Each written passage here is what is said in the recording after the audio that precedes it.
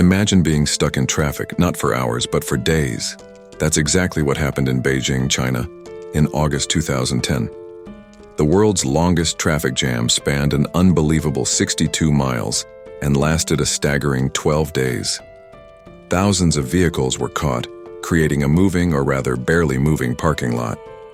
Drivers resorted to sleeping in their cars, bartering food and water, and even playing games to pass the time.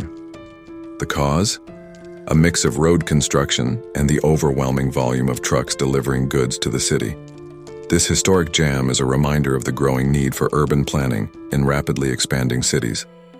Next time you're stuck, just be thankful it's not 12 days long.